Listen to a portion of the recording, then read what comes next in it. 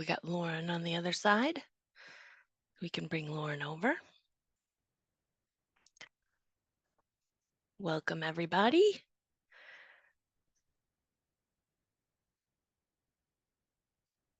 We'll get started in just a couple minutes. Hey, Lauren.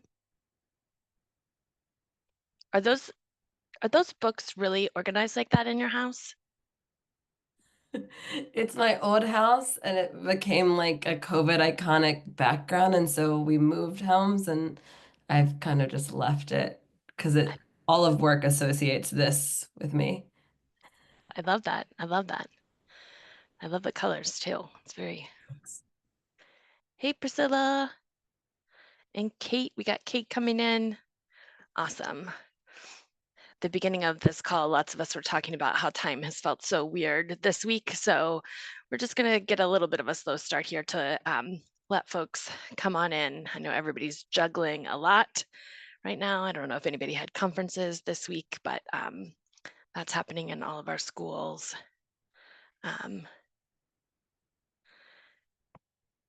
Great. Is that,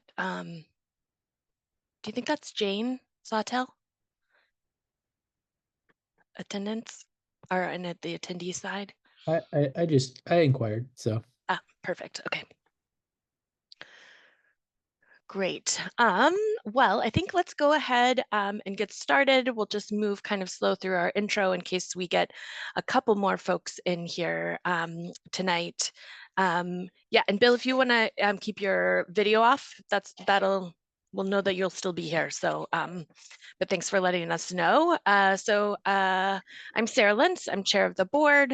This is our next to last meeting of the Attendance Boundaries Committee. We've got a pretty big agenda tonight, and we're moving towards our finish line, which is exciting, but we still have lots of things to get through tonight. So I'd love to just start with an opening question that people can put in the chat, which is one word about how you're coming in tonight to this conversation. It can be any word that feels right to you, and you can just put it in the chat. I will read them out as they start to come in. Tired with a smiley face. Hopeful. I appreciate that word coming in. I can use that. Here in a good way. Ready, hopefully. I like these explanatory commas, everyone. Keep them coming in. Curious. We've got Dr. Warren adding or coming in. Uncertain, focused. Beautiful. That's a good combination of things I think that will hopefully help us during this conversation tonight. So I'm going to go ahead and share our Miro board because we're going to be in the Miro board a lot tonight. I'll go ahead and share my screen.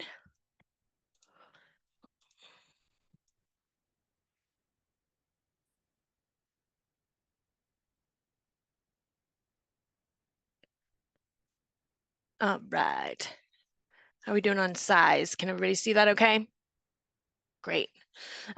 So here is our big agenda. So we're going to start tonight with a kind of just a review of the process to this point. This was a really interesting exercise for me because I realized just like how long we've really been at this and all of the different levels that we have explored and talked about and come to consensus. So I think it's just important as we get to our finish line that we're, just reminding ourselves of all the things that we've done and all the information we have now that we didn't in the beginning of this. And then we'll, Annie and Priscilla sent a great email in between this meeting and our last. And so, I just wanted to surface all of those questions. And there was also some asks for data. So we'll talk about those questions some more. We'll also look at the data that was asked for. And that will include talking about the feedback that we've heard from staff, and also just a couple more anecdotes from the community that we've heard since the last meeting, thinking about our economically disadvantaged students that are impacted by this proposal, understanding the staffing ratios at each school as they are right now, and any kind of learnings from other districts. And we're going to use McKay's experience there on that last one. Then we'll have a two-part temperature check on the question, is there enough positive change to make the adjustments worth doing? And then kind of a temperature check on some different options that might be appealing to the committee to just get a sense of where we are. I'm not sure if we will get to total consensus tonight, but if it looks like we have that opportunity, we can do a fist of five to get to consensus, but we don't have to do that tonight. It's again just kind of like figuring out where we are as a group and what the best path forward is. So at the end, seeing if we have a consensus around the boundaries, but if not, that's okay too. But then finalizing our categories of recommendation. So if you'll remember, the recommendations that will go to the board can include a set of boundaries or not, a set of policy recommendations or not, and a set of like programming or other recommendations or not. But I am hoping that tonight we'll be able to coalesce around kind of like the categories of those things that we want to move forward. So then at our final meeting next week, we can really finalize those. Any questions about that agenda that's in front of us right now? Okay, beautiful. Then we're going to come on down here just to look at our process. And just as a reminder, this process was kicked off in June of 2024. So that is, and it was kicked off by the board when they voted on a resolution. And the resolution, which also, if you're interested, is over to the right on the Miro board. You can see all the original language. But basically, the resolution had two parts of it. The first was whether and how PPS should redraw the enrollment boundaries for some or all of its elementary and middle schools to achieve more equitable enrollment and demographic balance. And two, if there are any changes that should be made to the middle school model to better reflect current and future enrollment while better promoting equity and achievement. So those were the two kind of guides in that resolution. And right after that, there was a committee that was formed by the board. So they started meeting in August of 2024. So now we've been meeting over a year. And over the course of all of those meetings, we have reviewed what our current boundaries are. We've reviewed our current student demographics. We've understood what utilization and capacity are, looked at what our hazard zones are and our crossing guards, reviewed transportation practices and challenges. We've understood our feeder patterns within the district. We've reviewed multiple sets and versions of boundaries. We've been designing and holding 2 series of community engagement sessions, and that's not including the surveys that have gone out to get hundreds of folks' input on these boundaries. We've understood what future forecasting looks like for the city of Portland, and we've understood potential development projects that could be coming in Portland. I think I'm curious what people feel like is left out of this list, just because I know I didn't get it all, if there are things that you would add that we've done in the last year together.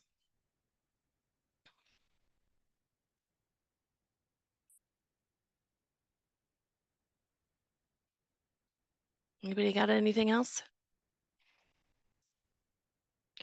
The only other thing that I would maybe add is just really kind of understanding on a deeper level the inequities that exist within Portland Public Schools and where they exist and what they look like. Because I think at the beginning of this process, we were talking more generally about them.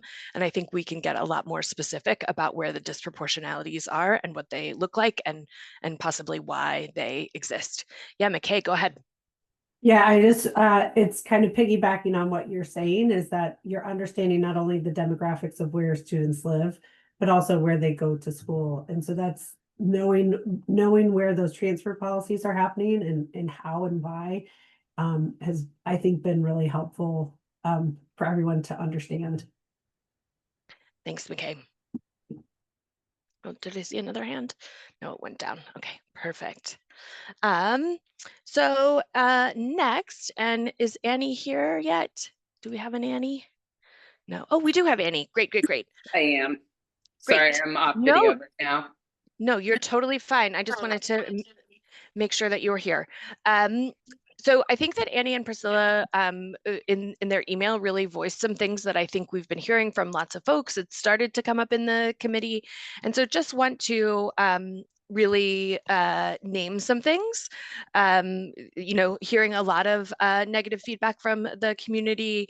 The 5 and 10-year population predictions are uncertain and don't help kids now, and the disproportionate impact on economically disadvantaged students, and some students who will have already probably moved before. We don't know that for sure, but it's likely, right? The second part of that was just around kind of this information that was requested, so that we could just understand a little bit more and get some informed answers about these questions. And so I'm going to turn it over to Superintendent to kind of walk us through that, those sets of data. But Priscilla or Annie, is there anything else that you would add before we get into that data? Not for me. Priscilla? No, not for me. Okay. Beautiful. Well, we're just going to leave those there, and then I will stop my sharing. So Superintendent Scallon, I'm going to turn it over to you to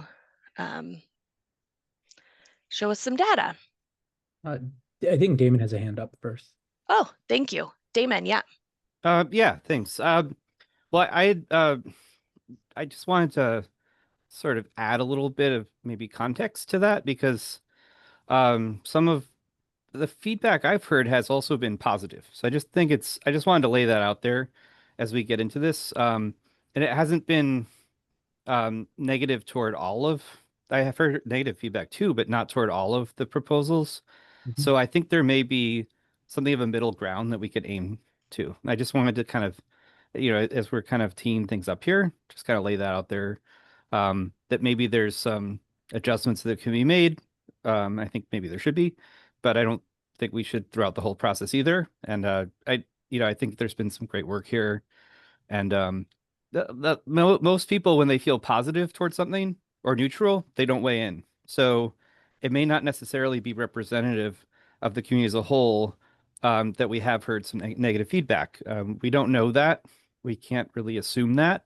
So in fairness, I just wanted to make sure to kind of put that out there. I have some other thoughts as well, but I'm sure we can get into more as we continue the discussion. Yes, beautiful, Damon. I appreciate that. And I think after Superintendent presents, we'll spend a little bit more time talking about other things that we've heard from the community. Oh, great. Superintendent, go ahead.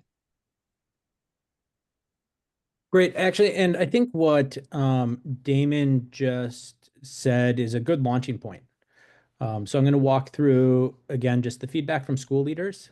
So one of the questions was about feedback from staff. And I think the leader feedback captures the general sentiment. And so I'm just going to make this a little bit bigger. It's also on the Miro board, but just easier here to share. School leaders were extremely appreciative of the work and the challenge. And I would say that some school leaders saw no problem at all and were good with the change. I would also say that, as Damon said, there were pieces of map changes where folks felt good, and it was hard for them in some cases to think about how one move impacts another. So can be good about a neighborhood moving to a school community and at the same time worry about the community or the school that lost that community and the impact on enrollment. And so the pieces that also came out from the school leaders were that the boundary changes were really hard to address the issues of utilization and economically disadvantaged, and specifically enough to have a felt impact at the school level. So yes, in direction, but maybe not to a level where it alone solve the issue.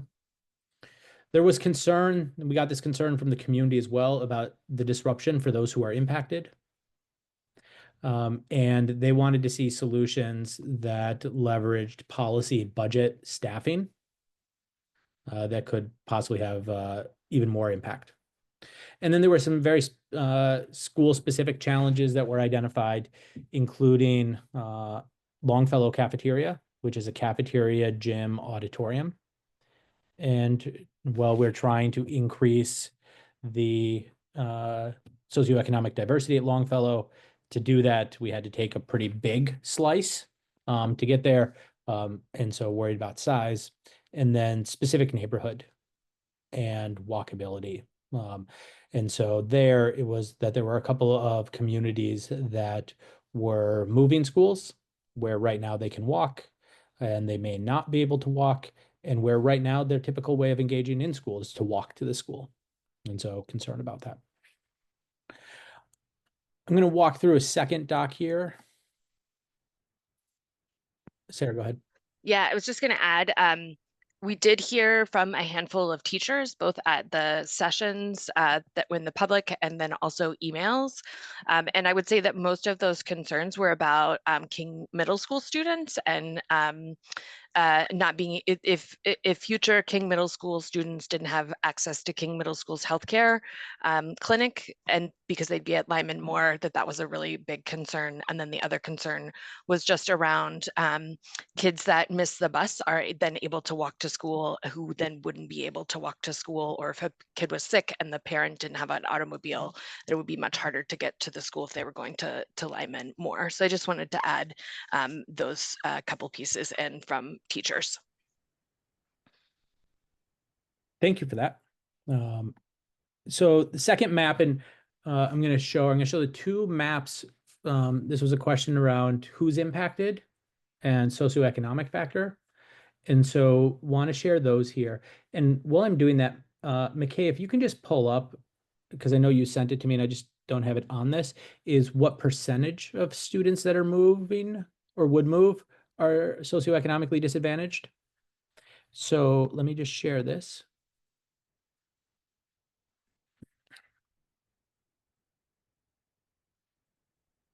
Is that okay size-wise for people to see? No, need to go bigger. I don't know exactly how I'm gonna do that, but okay, is that okay? So I'll talk through the numbers. So remember, the hatched areas are the areas that are changing. And so you can see that this area here, moving from Lyseth to Presumpscot, is 7 students in current enrollment that are identified as economically disadvantaged or are identified. Same with this area. Here, it's 10 students. And then down here, where there was some work to try to balance out Longfellow, Ocean, East End, and Reich, you see bigger movement. And so you see this area with 28 students changing schools, this with 18, and this with 47. And so, McKay, it was over 50%. I don't remember what the exact percent was again. And I'm searching for those numbers right now. I have them in the Miro board. I'll put them in the chat. Oh, great. Correct. And then the middle school map, same idea. Remember, it's a smaller number of overall students that are impacted. And so you have 16 students between these two areas, 13 between here and here. And then again, you see a large impact in this area of 67 students going from King. I don't know if you guys could hear that, but I had a child interject 6, 7. Yeah, we will work on that. And here, 13 students that would be impacted in this. So again, Sarah, if you can just share out even what that is as a percent. And Ariel, happy to either leave this up for your question or take it down for the question. I think you could take it down if I assume, since that it's an okay moment to interject. I guess it's more of a comment, but I've been thinking a lot about this piece about moving economically disadvantaged students, and I don't know if the implication is that that's in and of itself problematic or even something to be avoided. It seems to me like if we're trying to better balance the utilization and the economically disadvantaged population of each school, primarily, I mean, there's some moving of kids who are not economically disadvantaged to schools that have had a higher percentage of those kids, but then another big thing that is going to happen is moving economically disadvantaged kids into schools that have maybe fewer kids who are economically disadvantaged now. So I guess I'm sort of trying to puzzle through like why are we identifying this? Not to say that we shouldn't, but is it to say that this is bad full stop, or is it more of like, here are some of the schools that are going to, if this were to happen, would need more support? Like maybe at one of the schools where there would be a big chunk of economically disadvantaged kids moving, maybe like a guidance counselor moves with them or something like that. I'm just curious what we're using this information for, I guess. I think I can speak to a little bit of that, which is so kind of like on my own terms, I like looked at where housing developments are across the city that have high percentages of low-income housing, which is also, and Priscilla, jump in here too, but those are also some places and around them where a lot of our immigrant students move to. And so they are places where kids have likely already moved a lot in their life or multiple times, and asking them to again have what could be a really big transition felt hard as an ask. And then we also heard that a lot from multilingual families, that they, like when we put the maps on the wall, they could see that they were in the places that were going to have to move, and it felt to them that it was like an increased burden because they had already had to move so much in their lives. Yeah, I mean, I was really glad to see how many multilingual families actually showed up. And I think that we had more multilingual events like that, more and more would showed up and they were able to speak up.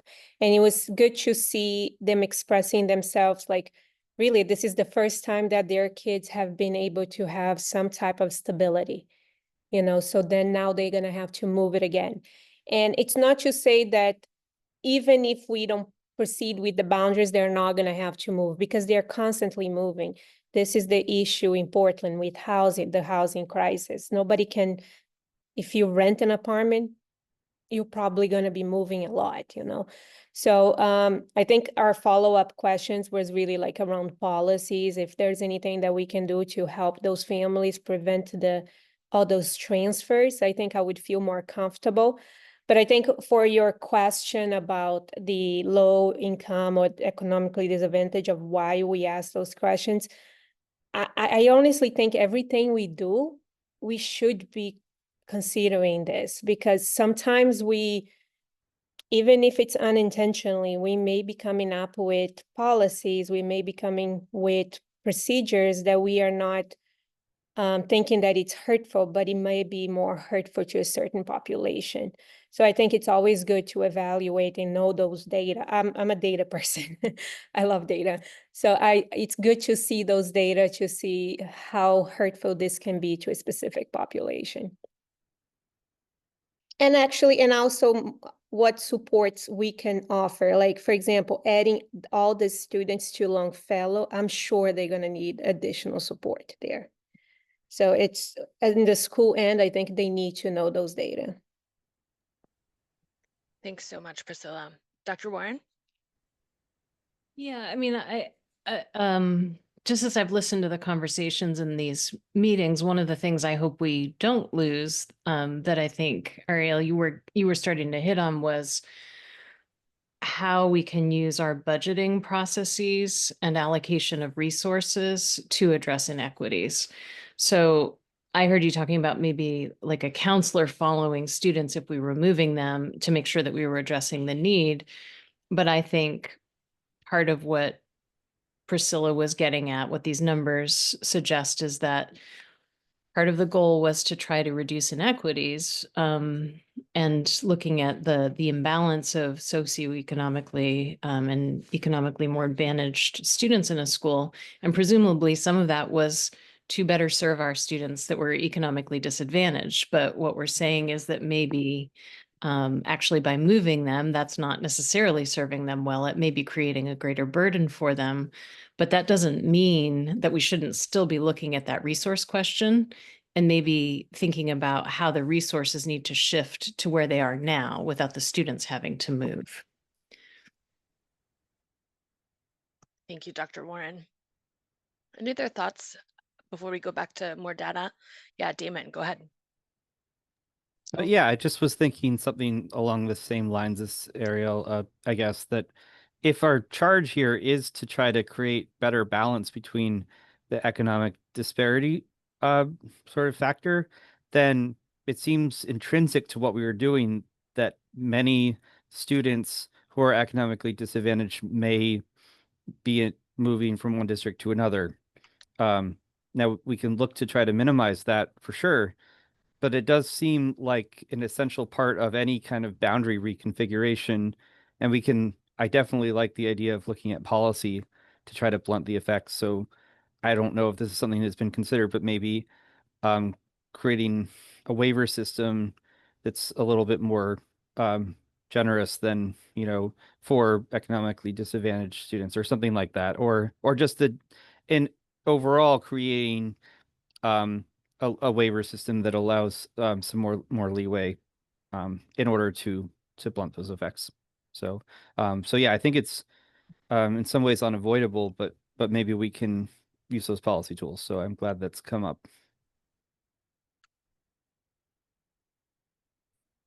Thanks, Damon. Okay, I think Superintendent, you can go back to presenting now if you're ready. Sure. The other question came about around using layers or levers like policy and budget and staffing. And so right now, the policy committee of the board is engaging in the early stages of looking at class size. There's also an opportunity to review our policies around out of neighborhood and out of district placement. What I want to share just briefly is a piece around staffing as it currently exists at elementary schools to sort of show you where we are hoping to dig in some this year. Probably won't get to perfect. We've made progress on it. And about how both overall enrollment as well as student characteristics can impact the staffing ratios at schools. And so this is an area where there's an opportunity to potentially make some recommendations, or at least highlight for the board the need to look at this area for potential impact. Let me just share this real quick.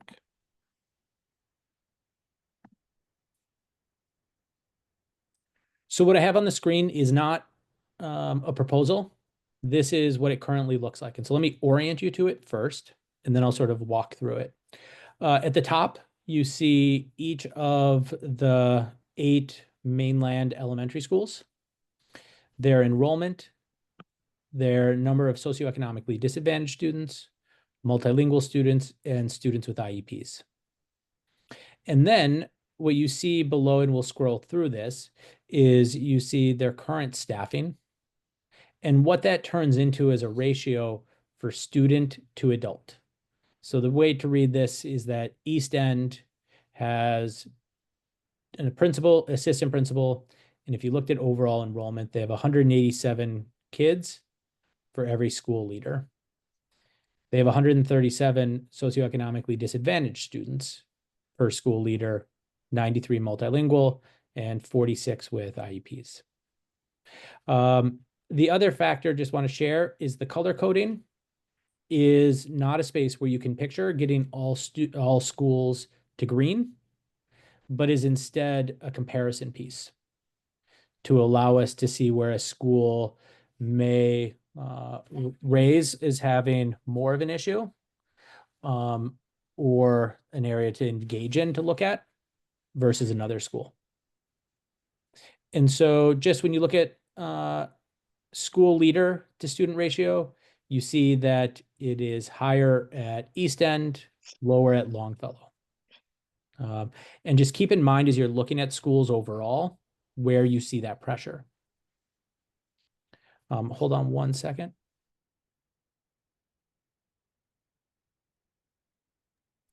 In terms of secondary leaders, so instructional coach, culture coordinator, SPED coordinator, you see, again, numbers and then percents. Right now, when we look at a lot of these things, we almost exclusively do it based on overall enrollment, with a little bit of factor for socioeconomic, multilingual, special education in this area, but clearly an area where there could be some engagement. Priscilla, go ahead. No, just a quick question. I don't know if you mentioned this, but what is the difference in the colors again? Does the color, the green and the red? Yeah, so it's just showing you how schools compare to each other in that line. So when you look up here, right, it's just to draw your eye to the fact that the ratios are higher at East End than they are at Longfellow. Okay. So dark green is lower, dark red is higher, and there's a gradient in between. And so if a school was like white like this, it's sort of at the 50th percentile. Mm-hmm. And so that's why you can't try to make all schools green, but we should have in the back of our mind, what's the student enrollment? What's the student demographic at the school? And is this an area where we need to think about lowering ratio? And where is there a place where we could have a higher ratio? That kind of piece. Here, when we look, we have math and reading interventionists. And so we have 3 at East End, but only a half at Longfellow. So that's where you see, again, some of that staffing differential. It's worth noting that in some cases, like here, we have 4 at Reiki, and that puts a pretty high ratio for multilingual. And when we look later, they have 9 ESOL staff. So there's some balance there to try to make sure that kids get the services that they need. Can you just say that last thing that you just said again? Yeah. So the way to think about it universally is when it comes to something like reading and math interventionist, you can't think of it as just that position alone, because we have folks specializing. There's also other staff that provide targeted support. And not as a full exchange, right? It's where like we really need to like have the local context. But in this school, when you look at Reiki right here with 1 interventionist for every 60 students, when we scroll down, we'll see that they have 9 ESOL teachers, but they also have a really high multilingual population relative. And so there's all this give and take that goes along with it. Guidance counselors, you see some difference as well in trying to provide lower, but doesn't necessarily get all the way that we'd want to. I thought Priscilla was about to come off mute there. Teachers here, I only looked at core classroom teacher because librarians, special, and ed techs can vary pretty significantly. The other piece around enrollment is this is where like our current class size practice can be pretty hard, because our current class size practice has caps for each grade, but doesn't factor in other student characteristics. So we may want to be in a spot where we say, look, you are going to have a smaller class because you are serving more multilingual students and addressing more need in the classroom and supporting language acquisition than a school or a class that isn't doing that. And so where we could start to think about not just doing that. But right now, the way it happens is if the class size cap for kindergarten, for example, is 20. If you get to 21, your class size goes from 21 to 11 because it becomes 2 classes. That's sort of it on its extreme. And then this is special education. And so you can see that. And then here is multilingual or ESOL teachers. And so you can see that. And so this is an area where, like, if you look across schools, and I think, again, is where, like, we've made progress and it highlights, like, we have areas to go, is if you look at a school like East End, it's pretty consistent that it is at the higher end of the ratios across all of them. And if you look at a school like Ocean, it's pretty consistently on the lower end. And if you talk to folks at Ocean, they would identify that they also need additional staff and capacity. And that's the reality of, like, a tax system where we don't get as much support as we need from the state for all of our programming. And so this is where it's helpful to look at both what our current ratios do, as well as where we could make this more robust by considering other characteristics. I'm going to stop the share on this. And then the last piece of data that I shared was information from McKay about what districts in our size usually do in this sort of process and what they recommend. And so instead of pulling up McKay's letter and reading it to you, since she's here, I'm going to have her share. Great, thank you. I'm actually going to pull up what I sent. I can kind of work on the fly. But I would say that, you know, at the start of my explanation, and I think you guys have remembered me saying this time and time again, but with scenarios, what doesn't work is just as important as what does, because somebody's going to have the idea of why didn't we, why didn't we, why didn't we, why didn't we? So we need to know why didn't we, right? And so I think a lot of smaller districts have grappled with this same question that you've had. Sometimes it's not as apparent what the actual goal or reason for it is. A lot of times districts will embark on something like this when they have a school that's really over capacity or a school that's really under capacity. Or they look at student forecasts and they say, oh, we're going to need to build another building because we're going to have problems in 5 years, or we're having continued declining enrollment. We need to be prepared for consolidations in the future. In your case, the question or the goal was a bit different. And so it was really more focused though on economically disadvantaged and your demographics distribution throughout your district. We've seen, particularly, I'm thinking about a smaller district here in Oregon that we went through a pretty intensive year-long process. And at the beginning of the process, we had stated, you know, your issues seem to be, you know, more policy based.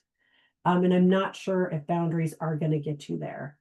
And we tried. We went through a whole process, and at the end, the committee actually made the recommendation to go through with boundary changes that the community wasn't super pleased with. And the superintendent actually said, it was a recommendation to the superintendent. Superintendent actually said, we can get this here with a program modification instead of affecting all these students. And so there was a real pullback that was on the superintendent piece. But I have been through other directions with another district that's your size. that we went through essentially the whole process, and then they backed off on it. They said, let's pause this.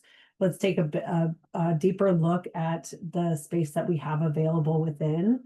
And so they just put a pause on it. We learned a lot. We learned where their program placement might be better suited. And they also wanted to explore potential grade configuration changes. So knowing what does work or what doesn't work, again, also applies to those levers, the different pieces that you have at your disposal. Now, policy is in the board's domain, but there's not anything saying that that's not something that it can't be a recommendation. But policy is enrollment based, right? And boundaries are residence based. So I think you understand your residents a lot more. Not to say that your recommendation or lack of a recommendation would be a bad or good thing. There's just challenges to trying to create balance using these different toggles. So policy and programming are one way, boundaries is residence based. And so with the recommendation that you're currently on, or the current map that you're on, it does affect students. You have the space available in your buildings to lower that, minimize that impact, but also you have the ability to use programmatic or policy modifications that would also minimize your impact on your students. And so this is all to say that all of your work has been really good. And I think you've learned a lot. Not only you've learned a lot, but I think you've expressed a lot of this to your community. And I think your community understands the populations a lot more. And so my final recommendations to you all from a demographic standpoint is if you decide to go with a boundary modification, consider minimizing impact with implementation modifications or phasing. If you decide not to go with a boundary modification, I would strongly recommend that we've done a lot to kind of clean up the boundaries and make them more understandable. So I think that you could do some work with making them more understandable to community just with clean boundaries. And then to also keep an eye on continue forecasting. Damon had brought up a really good point about residential development modifications. If affordable housing is becoming a real high goal with the city, then that can change what the landscape looks like for affordable housing for families and where they might be located. So it's always good to keep your eye on that, at least yearly or bi-yearly. So those were my top recommendations. I put a lot of the challenges that you've gone through and the benefits of what you've gone through. It's not all for naught. I just wanted to say that either way, whatever you all decide. Thank you so much, McKay. Does anybody have any questions for McKay? Okay, I'm seeing no questions. Superintendent Scallon, was there anything else that you wanted to present? Okay, beautiful. So I think what may be good now is to just also take a little bit of more space to talk about anything that we have heard from the community in terms of feedback, things that people liked or not liked. So I'm happy to open the floor for that. I have a couple things to share, but anybody else can speak first as well.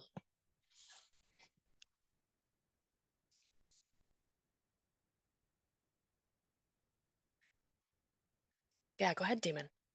Yeah, I'll just jump in to say that I've heard positive feedback about the potential change from Roe to Reiki in that area to the east of 295, and also for the, I think we're calling it the Deering Triangle. I don't know if there's another name for that area, but from Talbot to Longfellow. I've heard that, I think a lot of us have probably heard people who are in that proposed Ocean to Longfellow area are not supportive of that change. And I haven't heard anyone who lives in that area that is supportive of it. So it's something to consider. So I also have talked to some map type people, I guess, for lack of a better term for them, and they like the idea of cleaning it up, as McKay had suggested. And I think at minimum, that would be worthwhile to do at the minimum. And then I think adding a few more of these other changes that we have got some positive support for are worth considering, and maybe not all of everything that was included makes sense, and isn't worth the trade-offs, including the area from Lysith to Presumscot, or the area from from Ocean to Longfellow. Thanks, Damon. Other thoughts? Lauren, go ahead. Sure. Yeah, I think right, looking at the elementary school map, I think similar to kind of what Damon's getting at, some of that Ocean to Longfellow piece, in keeping with, the school's concern about cafeteria size requirement. So I'm wondering how many of those kids can be trimmed up and go back to Ocean, if that's a possibility, to kind of keep it within the bounds of what the school leadership would want. And then also just hearing most of the feedback that I heard recently is around that Longfellow, the island part of Longfellow and the Deering Highlands, of just the concern about the change, what would end up being the middle school change to King. So there's just concerns around that. Awesome. Thanks, Lauren. Anybody else have anything they wanted to contribute? Yeah, Annie, go ahead. One of the questions I've been getting a lot from the community is generally just the how much does this cost in terms of time, resources, and money to implement? Just because I think people are inherently trying to weigh, if we do this, what are we potentially sacrificing? So, can I jump in, Chair? So Annie, that was a question you asked in the email, and I think it's actually really hard to quantify. Because part of it is that any change in the district creates disruption, and it creates sort of a need for significant community engagement. It takes time from Sarah Warren and our transportation team and Bill to create new routes.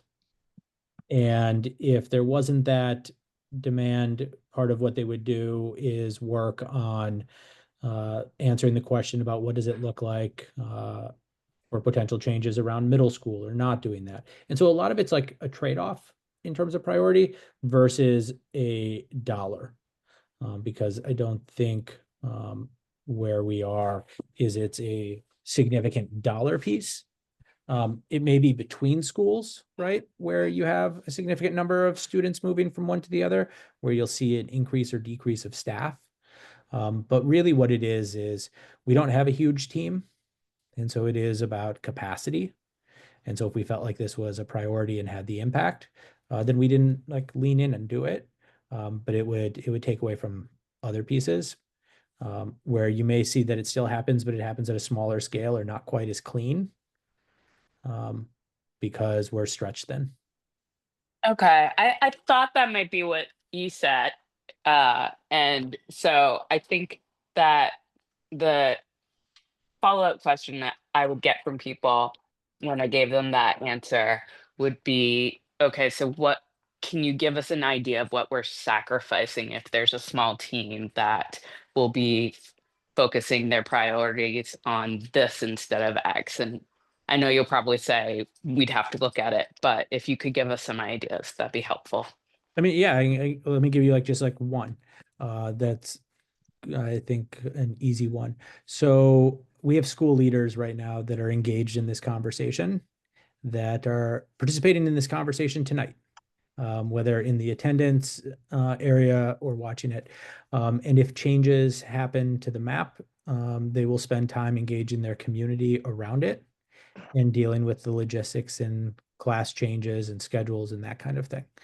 On the flip side, if that was to not happen, they would be able to use that time for teacher coaching and classroom observations. And that's not to say that it doesn't happen, that it's all nothing, but that's one simple example of where we stretch their capacity and time.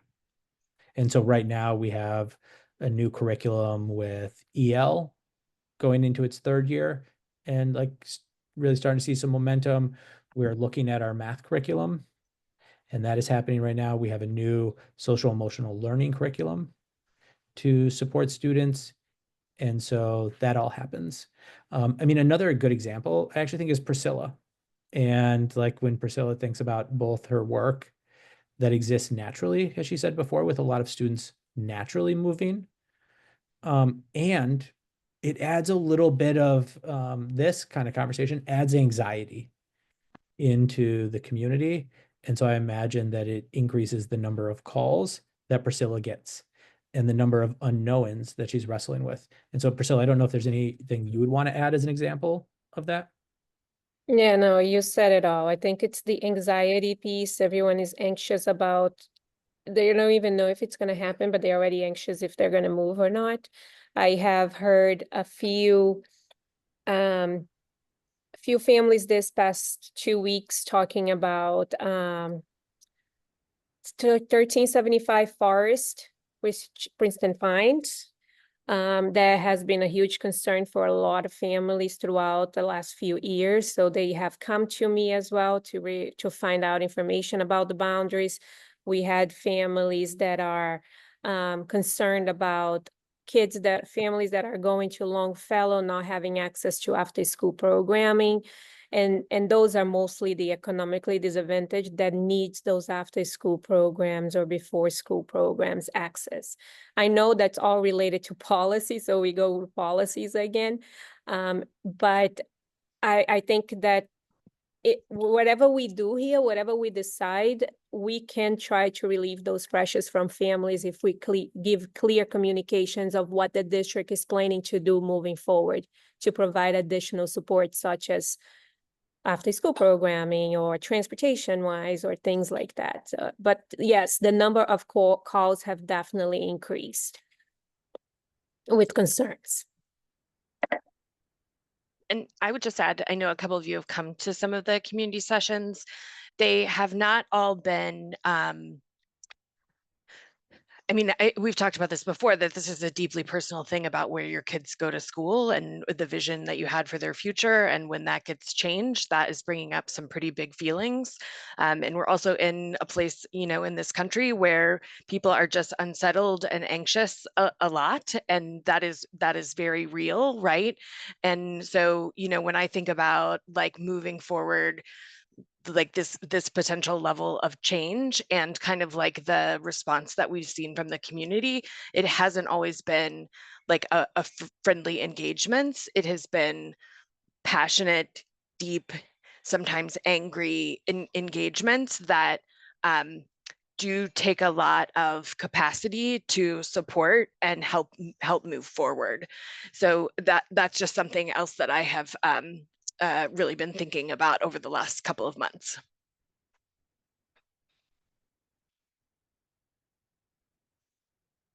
Any other, oh, I had thoughts that I wanted to, the things that I have heard, a couple of people wanted me to remind the committee that even though we've done this process, it doesn't mean that we have to move the boundaries. They are worried that we feel a lot of pressure to produce some new boundaries. And they said they do not have that expectation and they hope that we make the best decisions for the communities.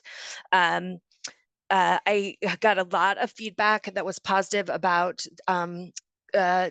decreasing the amount of feeder patterns from elementary to middle school. But then so people were excited about that, except if their kids were the ones that had to move. And I think is it Longfellow that there's one that got like changed dramatically, and those folks are not super happy about that. And it was really interesting that one community meeting I had, there was a family that had 3 kids. One was like a 4th grader, one was a 2nd grader, and one hadn't started school. And this parent very clearly articulated that he would be most worried about his oldest kid having to move in their last year. He'd be a little bit less worried about his middle-aged kid, and he's not worried at all about the little kid having to start in a totally different school. And and then there were other people in the room that really built off of that, and they acknowledged, like, yes, I'm most worried about my own kid and I'm having a hard time seeing the big picture here. But I do think, like, that just made me think a lot about, like, what are the implementation pieces that we can pull on this. But those are very limited in terms of being able to then direct those to economically disadvantaged young people. So again, the push and the pull, I think that there was some excitement that potentially this work could lead to the transportation pieces. So the lower walking distance for middle schools, potentially shifting more elementary schools to the same schedule. And I think that more of the community really sees how all these things are connected, which is exciting because they can see how complex these decisions are. And I think that that's it that I wanted to share. So all of those things. Yes, Ariel, go ahead.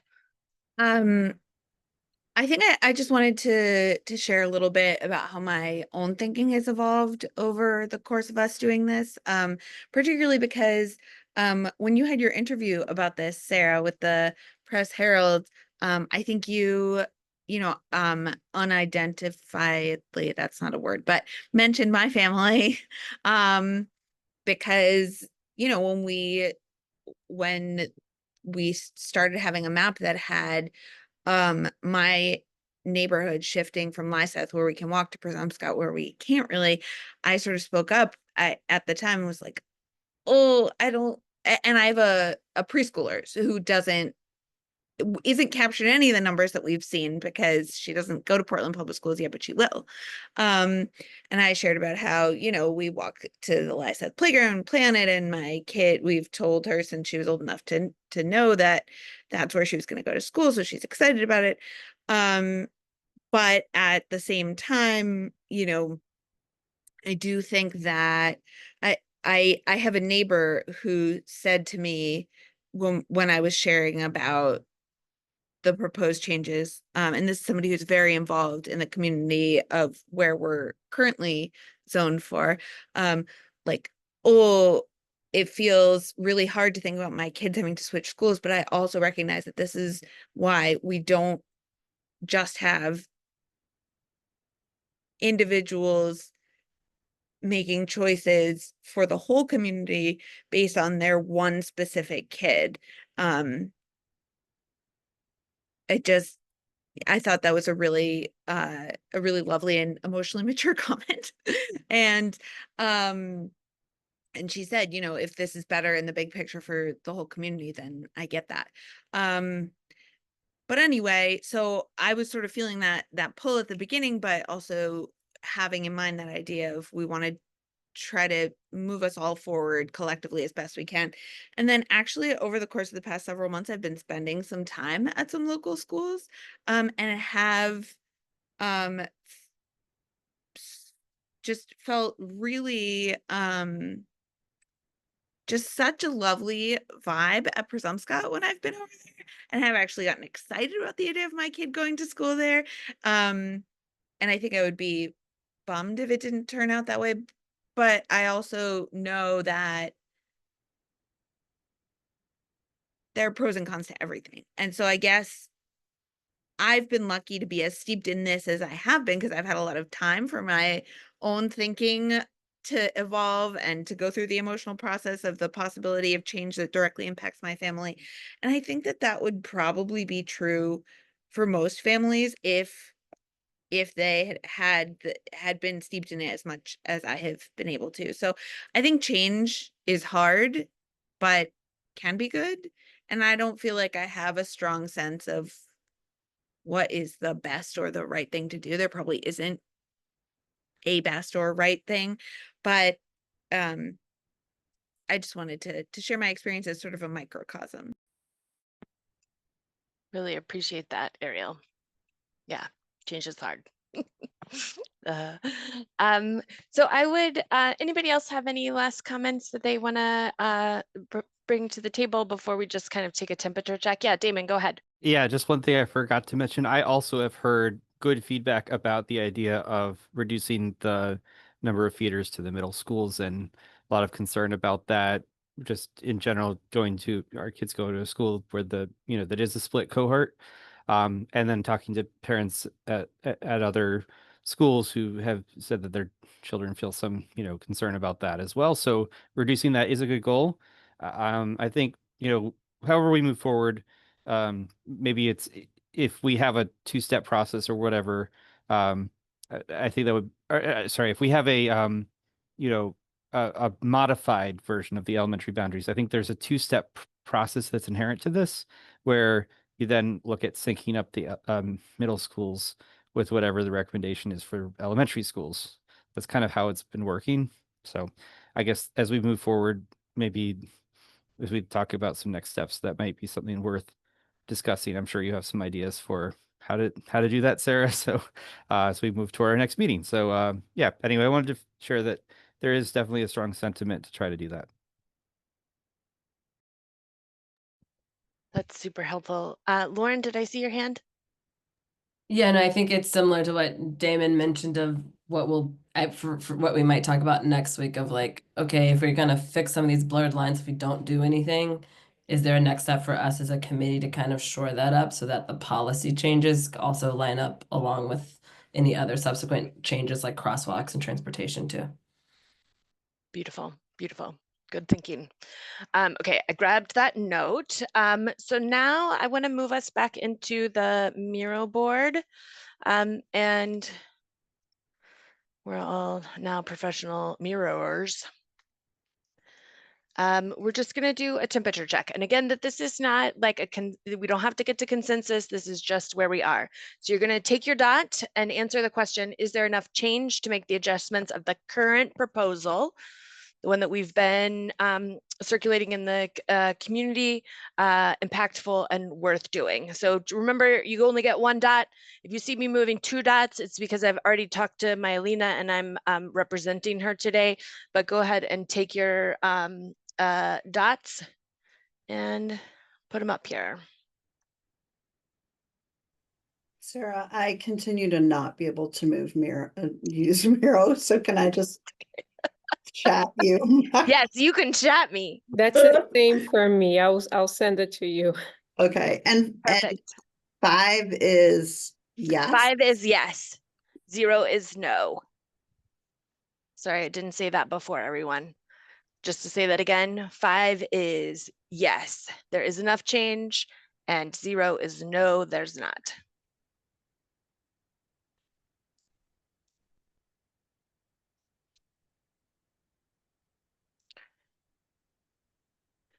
I'm moving just a couple other folks' dots here for them.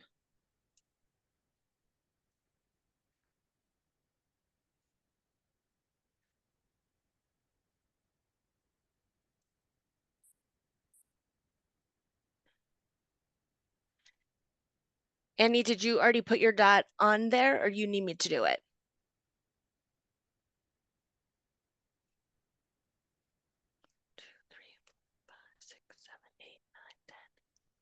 Annie, did you hear that question? Sorry, I couldn't find my mute button. That's okay.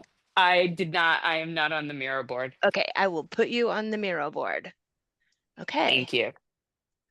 All right. Is everybody got their dot up?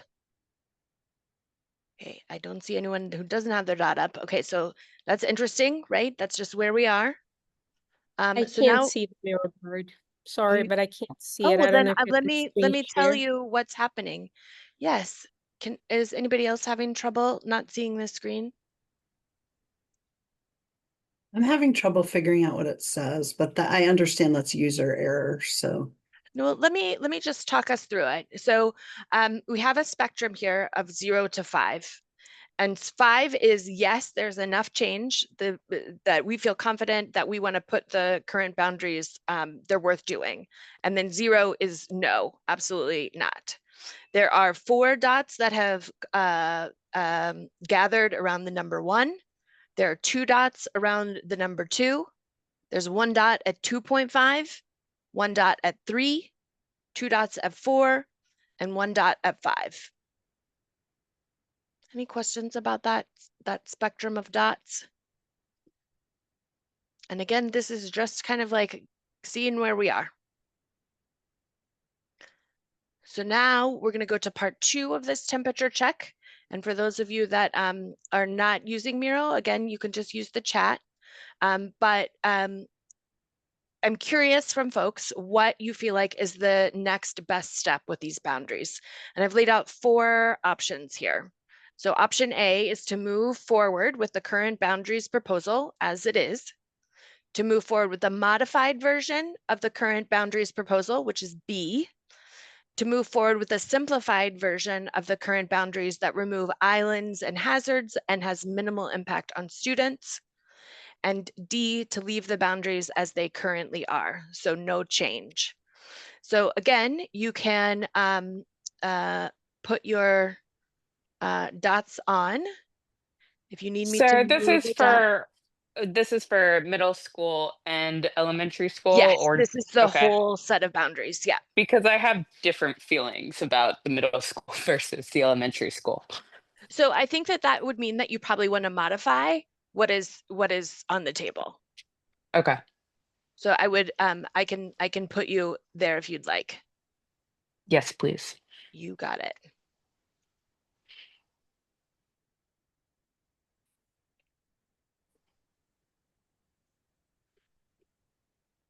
Okay, Kate, I got you. Does anybody else need me to put them on the board? I was able to do mine this time. Awesome, awesome. Okay, so for those who maybe can't see the Miro board, we have 1 dot in support of moving forward with the current boundaries proposal. Let's see, that's 6 dots that are in support of moving forward with a modified version of the current boundaries proposal. We have 4 dots on moving forward a simplified version of the current boundaries that remove islands and hazards and have minimal impact on students. So I would like to, before we go into categories for recommendations, because I don't think we're quite there yet, I'd like for us to come back up here to this first part of our temperature check. And I'd love to just hear from folks where they put their dots and why. So anybody is welcome to share.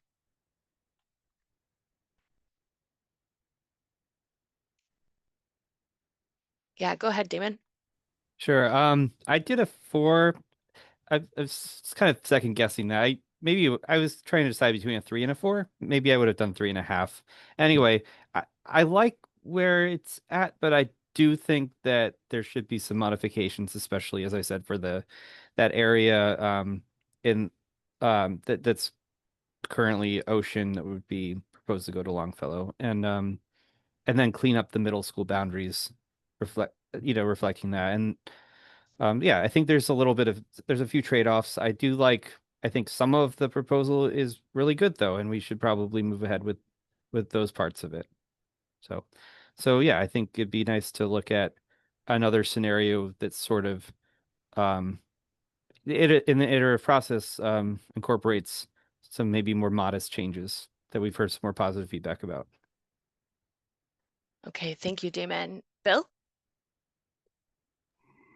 Was your question about the first one or the second one? Yeah, the first one. The first one. Okay. I put mine on 5. I like the principles of what we've done. And it meets a lot of our goals as far as capacity and balancing some ED across the district. And I think it's all manageable within the district to be able to do those things. Awesome. Thank you, Bill. Lauren. Yeah, I put it was like 2.5, but I was somewhere similar to Damon, like 2.5 to 3.5, I think. In a sense, I think we definitely should make changes. Similar to what Annie said, is I have different opinions based on the elementary versus the middle school, so that kind of led to my vote and somewhere in the middle. And then I also think, yeah, I just don't know if I feel like I need more, want more concrete information about like what the policy board's gonna decide to do with some of this before like we also make this decision, right? So what their recommendations will end up being, I think will also be impactful to this. So some unknowns for me, I guess, in that regard. And That's like, really helpful, what Lauren. programs, like I don't know enough about the schools to know like what's really the differentiating thing between each of the schools with like after school programs and things that, you know, McKay mentioned in her list. Thanks, Lauren. Anybody else want to share where their dot is? Ariel put a note in the chat. She's a 3, similar reasoning to Damon. But yes, could we keep changing maps forever? Yes, I think we could. McKay, we just love hanging out with you. Yeah, Kate, go ahead. Yeah, yeah, this is so challenging. Just saying out loud, like it is just so challenging. I go back and forth in my head a lot. I'm a 2. And I think although this is still sort of percolating in my mind, I think I'm just having this kind of gnawing discomfort that what we're getting in return for the map we were just looking at, which I know is a relatively small number of actual students, but it is really disruptive to those actual students.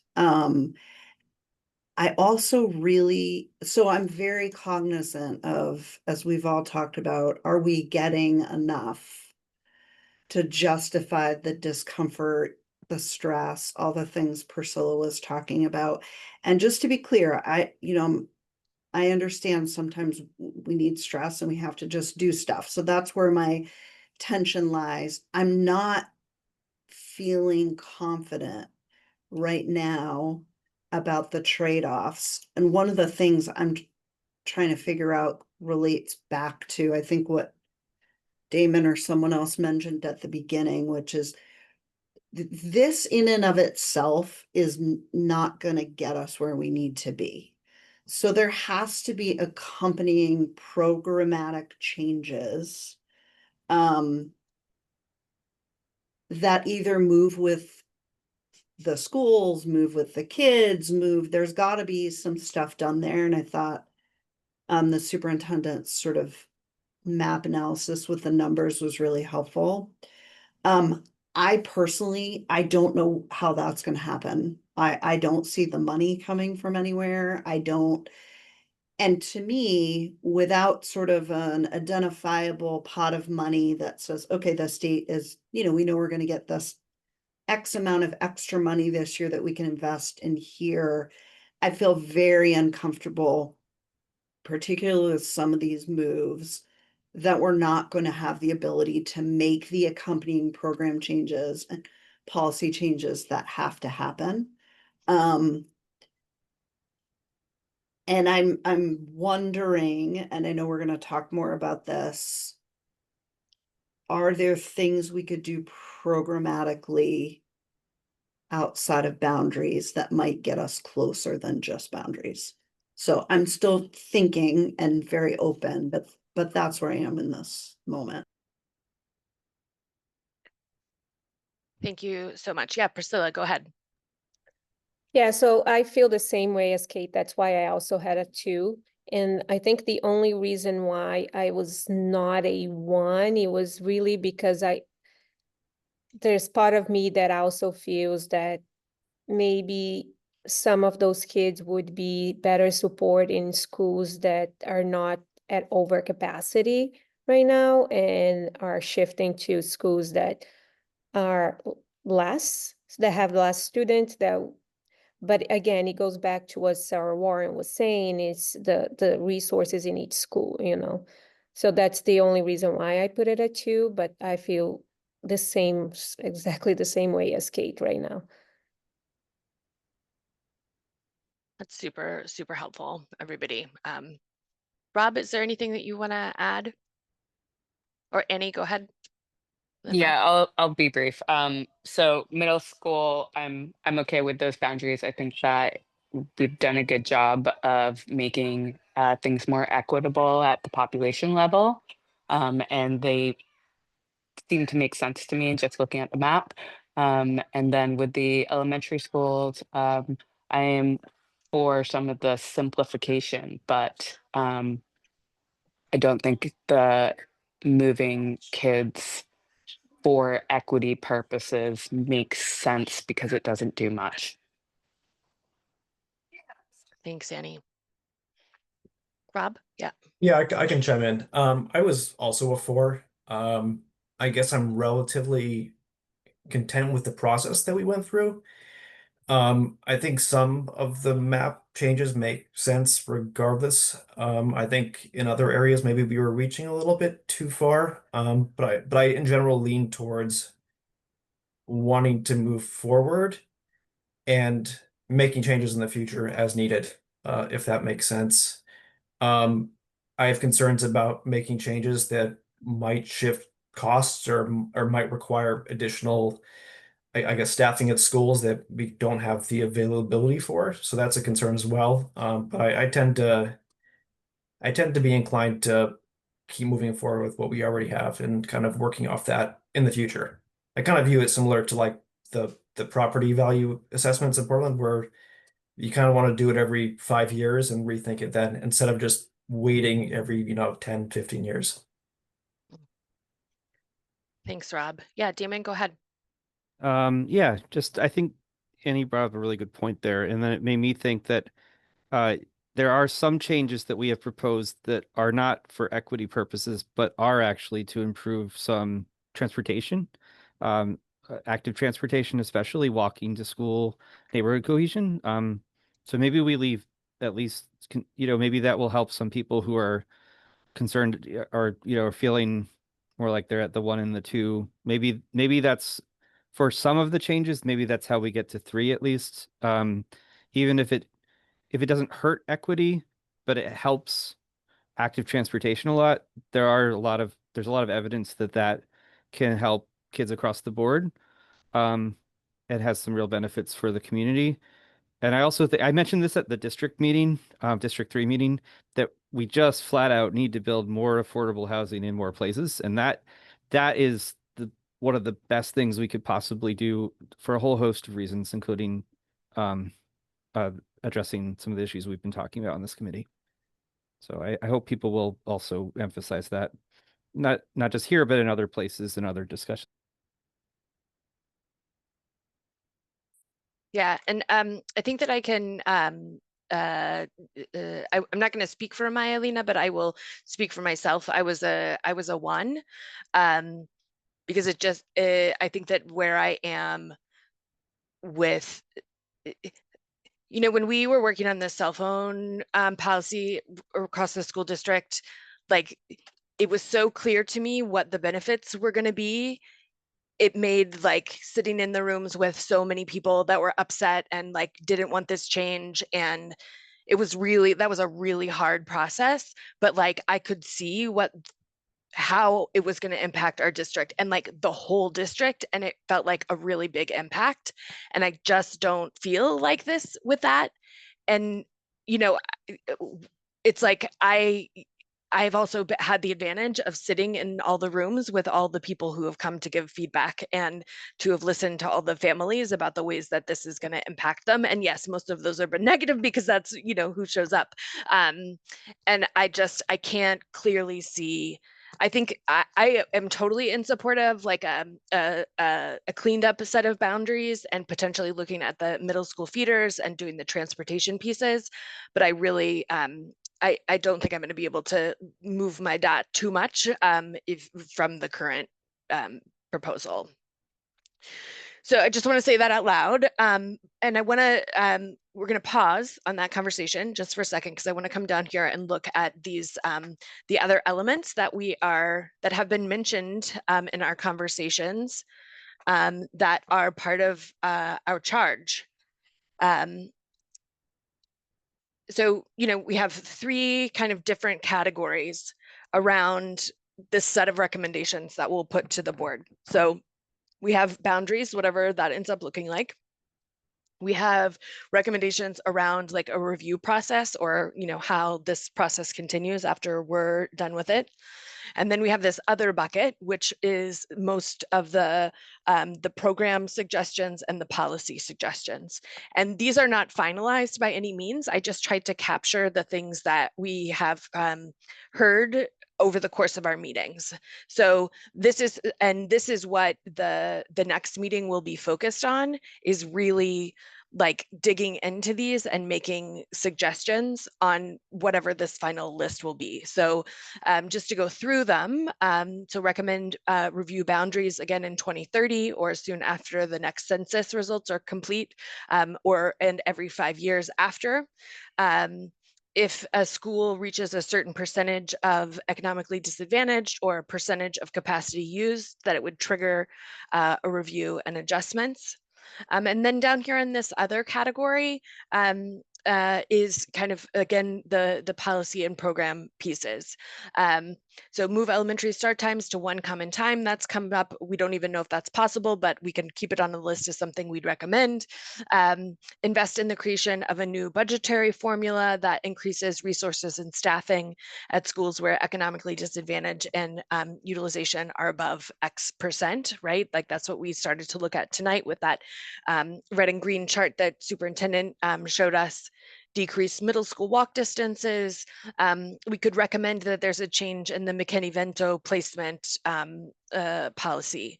We could recommend a change in the out of neighborhood placement policy. We could recommend a change in a transfer policy.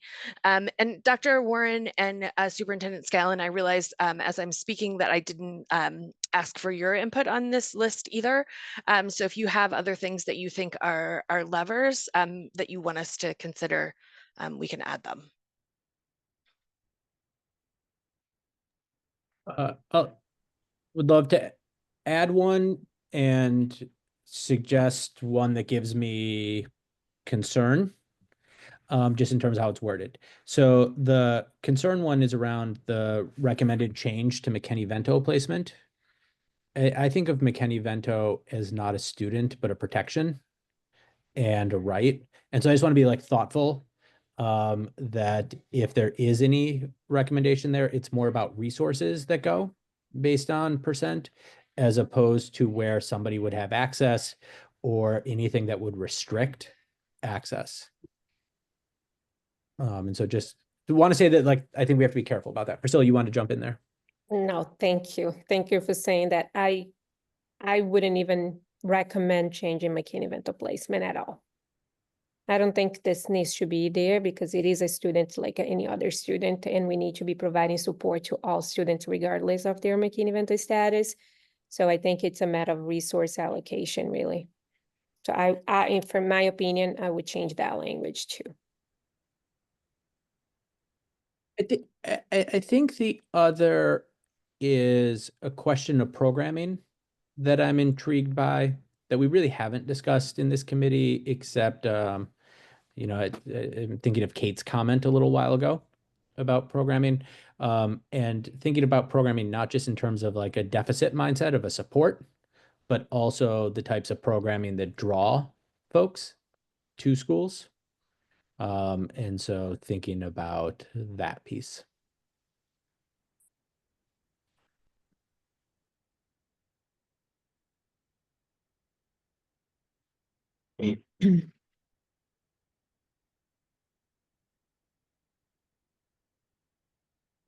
Does that feel like it captures it, Superintendent?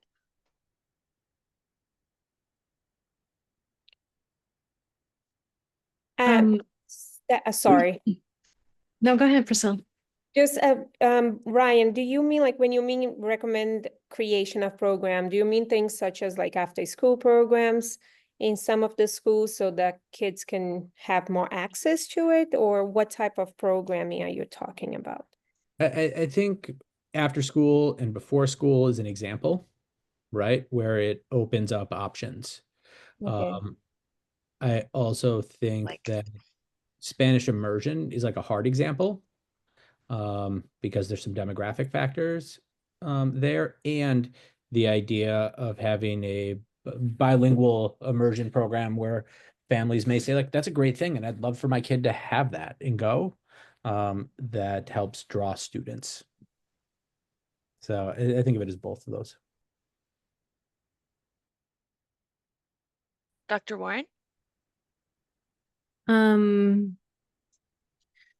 A few thoughts. So, I mean, the elementary start times, we're looking at that right now and trying to run the numbers with the transportation team in terms of what that would require. It gives me heart palpitations a little bit. Just because I want people to know that it's very likely, like, in order to do that, we would probably need a lot more buses and a lot more drivers that I don't know that we could afford or even hire, but we're working on the numbers to see what it would look like. And that's part of a larger process that we're going through right now, which sort of relates to that third point around the decreasing middle school walk distances.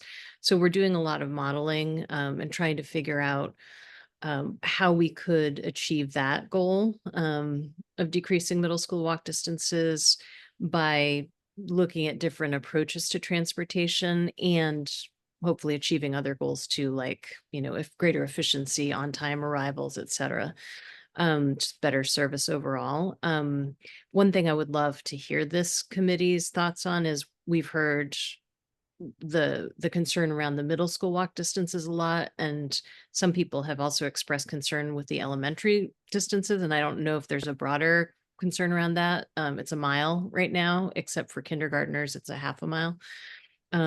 So for the work that the transportation team is doing, it would actually be very helpful to hear people's thoughts on that. And I agree on the McKinney-Vento piece. I think that one is really tricky in terms of locations, because a lot of that comes down to what's right for the student, and there's legal language around the best interest of the student and how that's determined. So some of that's not entirely like within our control from a policy perspective.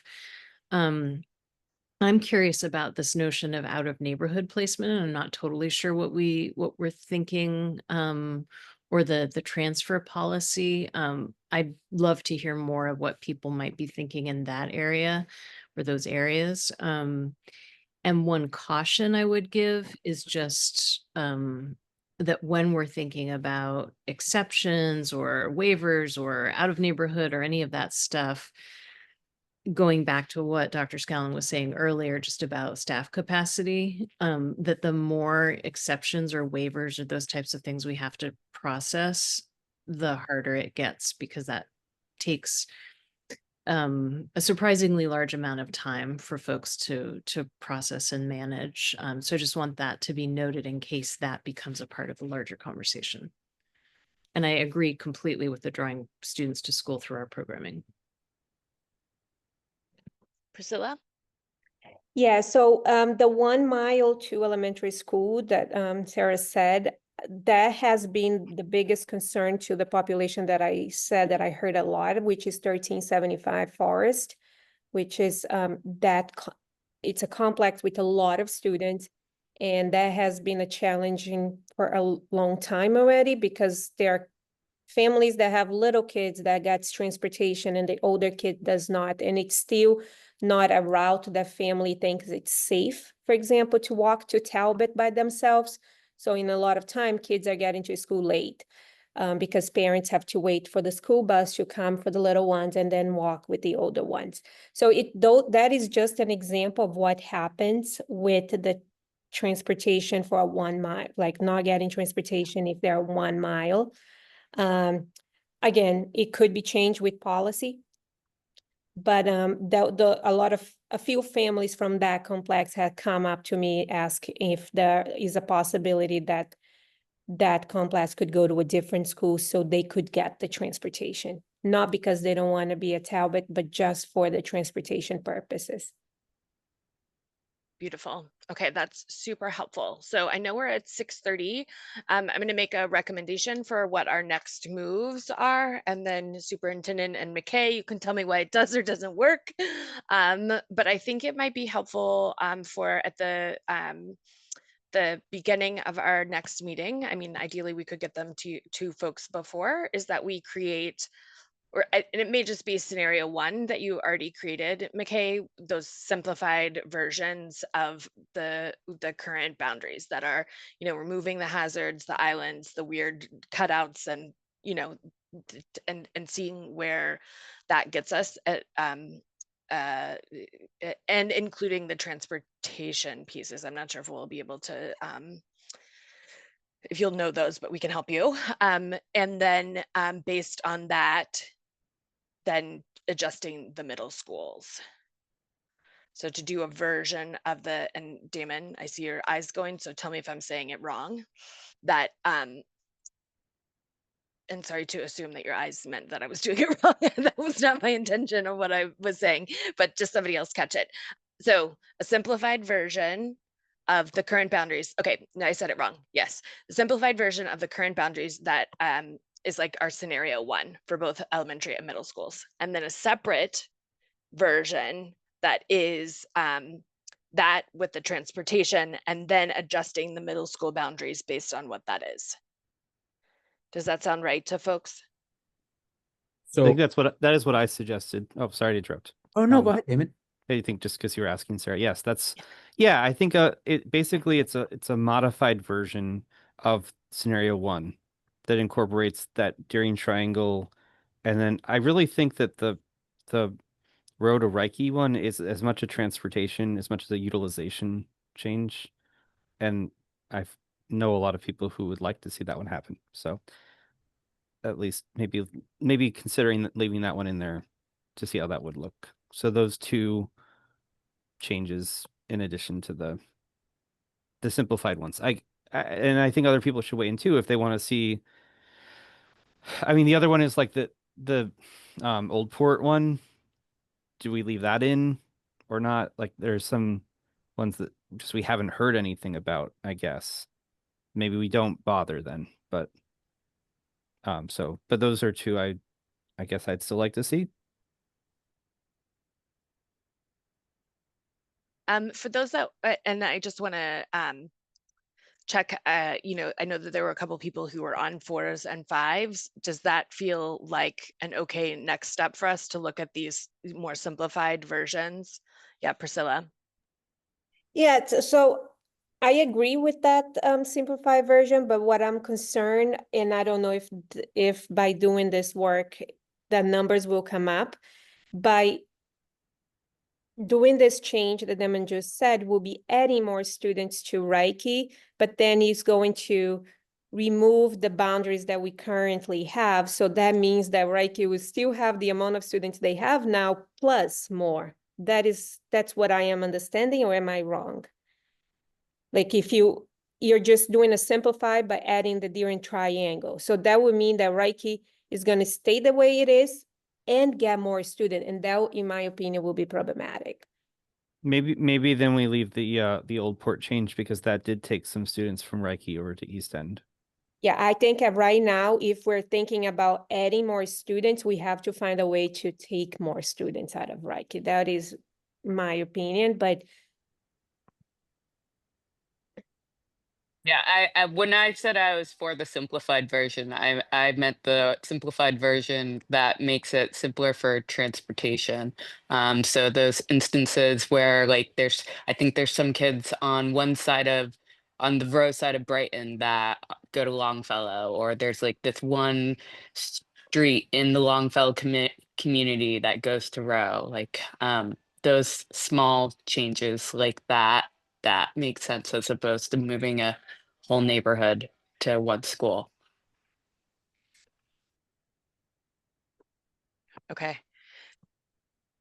Does does anyone else have specific feelings about that triangle or the old port pieces? I know we're talking about these maps without the maps up, which is hard for my brain.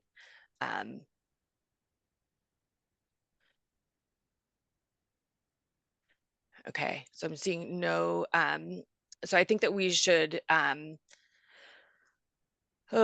Superintendent and McKay and could we get on a call to kind of like look and see what that does with the numbers with those two places? And if it does shoot Reiki up, then we say no, but if it doesn't, then we can bring it to the committee for next week. I mean, I think we could probably bring it to the committee either way, right? With looking at Old Port. I hear 4 maps, and I like to volunteer McKay's time, but I hear 4 maps. Oh, right, because where a map is elementary or middle. Well, both. Yeah. So I hear an elementary map that's cleaning up islands. I hear, and like the transportation little pieces, that's like the simplified, as people said, that's like map 1 or 2, whatever it was. Then I hear of one that has a couple of the targeted areas that Damon mentioned as a second. And for both of those, layering on the middle school change to feeder pattern to see what that is. So that's how I get to the 4 maps.